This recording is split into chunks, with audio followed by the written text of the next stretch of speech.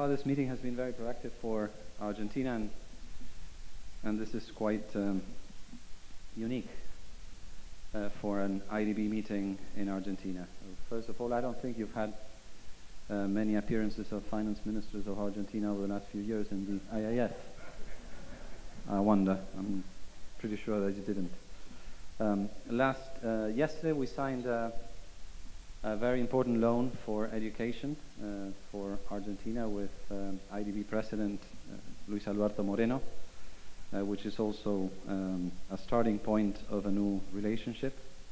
We are discussing a pipeline of old but also new programs with the IDB, such that we can turn net outflows into net inflows. Over the last 10 years, Argentina has put more money into the IDB than the money that we received from the IDB, because the disbursements were basically on a downward trend. This is largely true of most other multilateral development banks, and that's also something that's changing right now.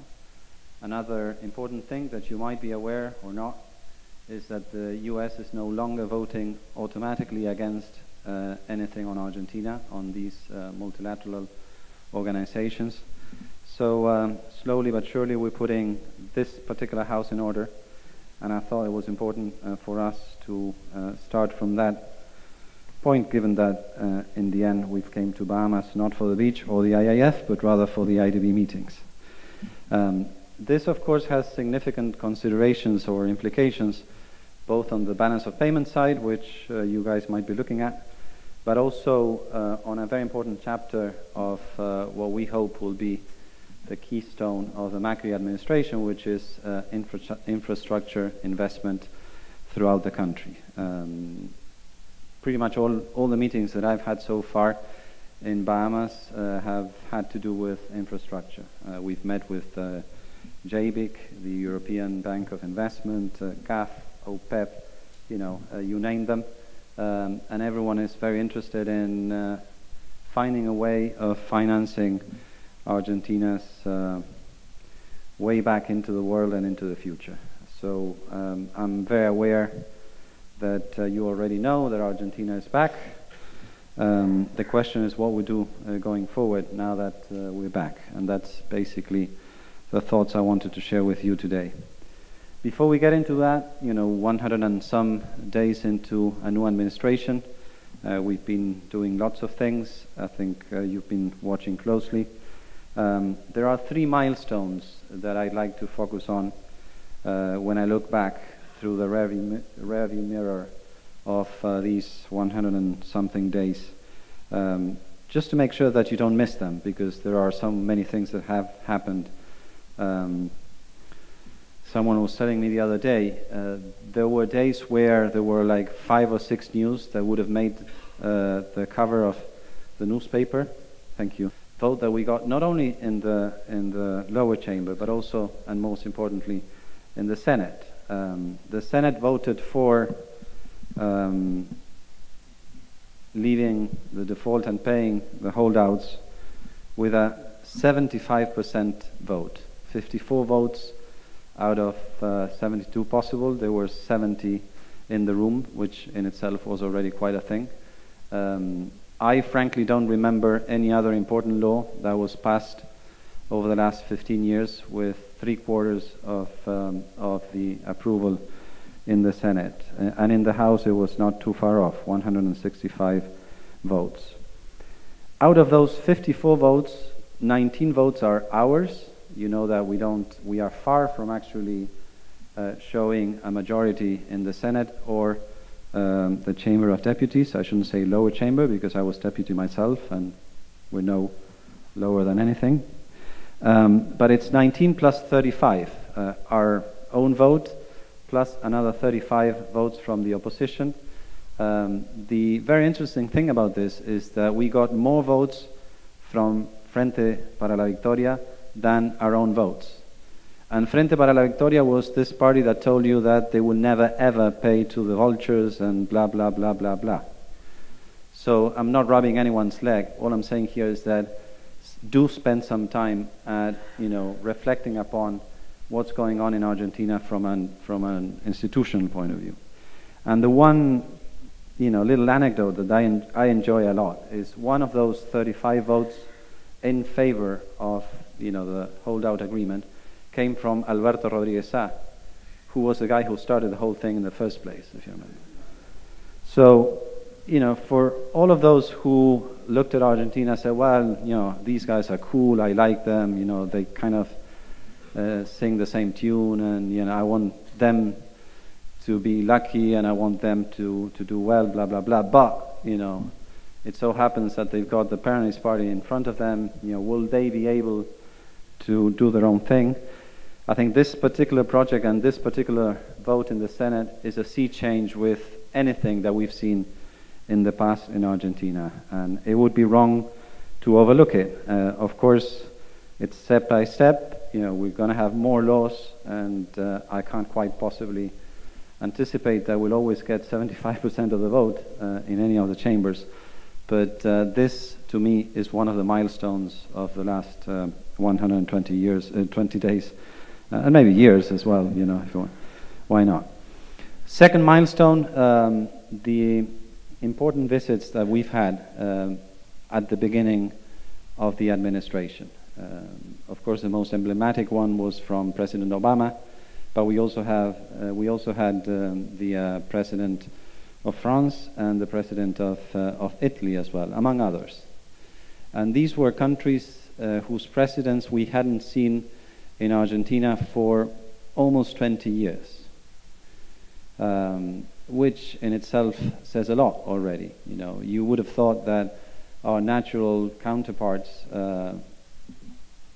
besides Brazil and the region, are countries like the US, France, and Italy. There are more Italians in Argentina than there are Brazilians, for instance, in a way. But the point I'm making is that the world is eager to see Argentina coming back, and these visits make this statement very credible. In particular, Obama's visit and his chemistry with President Macri and with the rest of the team. And of course, Davos and G20 and all other appearances that we've had over the last few weeks. The third milestone we need to reflect upon, I believe at least, you might have other milestones, is the revamping we're doing with the National Statistics Institute.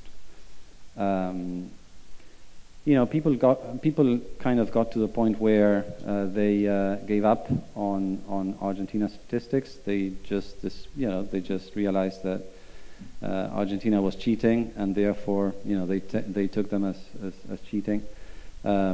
But what we're trying to do here is not small talk. It's basically putting the whole thing back into the system, and it's taken a while. We had to decree an national statistics emergency.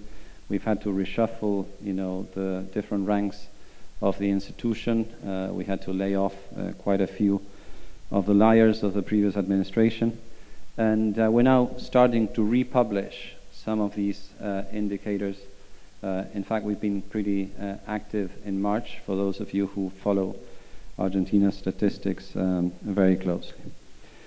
So my first thought for you guys is that there is a very strong institutional will from the different powers of Argentina to be part of the world. It's not just, Ingeniero Macri who wants to be part of the world. It's Argentina, by and large, through its different institutions, that wants to be part of the world. And it seems to be the case that the world wants Argentina to be part of it as well, which is also a good thing.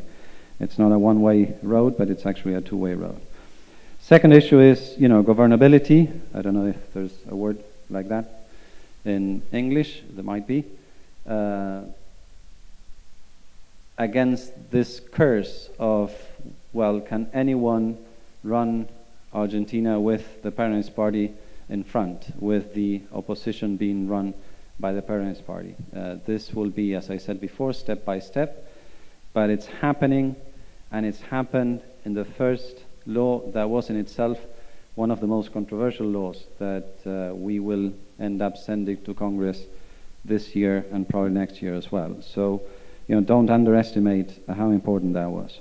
And also don't underestimate how important it is to start building a new regime on the grounds of the truth rather than on the grounds of cheating on your statistics. Second thought I want to send through today is something, I'll go through quickly because you're all aware of it, of all what we've done. But we've been trying to put the Macroeconomic House in order, and I myself have spent most of my time on that task. You know what we've done, the FX regime, export taxes, import bans, regulations. We now have an independent central bank. We are dismantling the subsidies that up until recently were just given away to everyone, regardless of their social class, in as much as they were living in Buenos Aires or nearby, completely at odds with any idea of focalized subsidy. We are running a tight fiscal policy, which is tough in the middle of non-growth or a stagnated economy, but we are holding on to that one. We are close to finishing up the issue with the holdouts, as you all know. And the other thing is that despite many forecasts to the contrary and even diagnosis to the contrary, there's been very little pass-through between the devaluation of the currency and actual, goods and services prices. And I'm happy to take that question if there is more need for clarification in the Q&A session. So this is my question for you guys. I mean, if we are no longer cheating with the statistics and with the numbers, if we are finally honoring all our debts, if we are re-engaging with the world and with the international financial institutions, and the world seems to be willing to re-engage with us, if we can pass critical laws without majorities in either chamber, if we are putting into place and reining in the many macro imbalances that we've inherited, and there are quite a few, my question would be then, what else does one need to do for you guys to invest in Argentina? I mean, that's my question for the rest of the panel. Final thoughts on that one.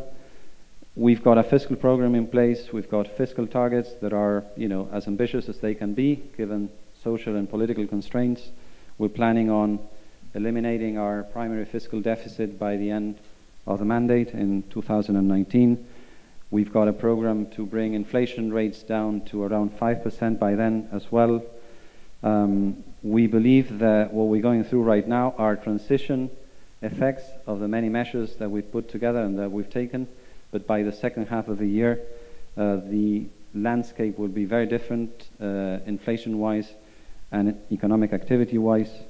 The plan here is for the economy to, start growing into the second half of the year and probably strongly into next year, which is just what the electoral doctor ordered, because that's a very important milestone that we've got ahead of us. Next year we've got elections, and it's very important for us that we win more seats in Congress, because only then will we have enough, firepower for the pending structural reforms that most of you guys are thinking about.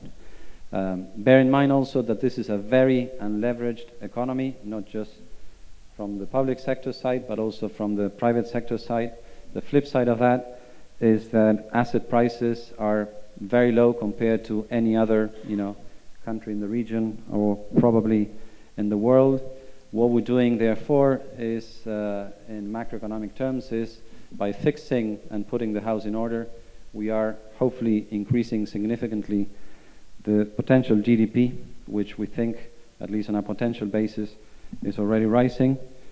So my final, suggestion to you guys is hurry up. Thank you.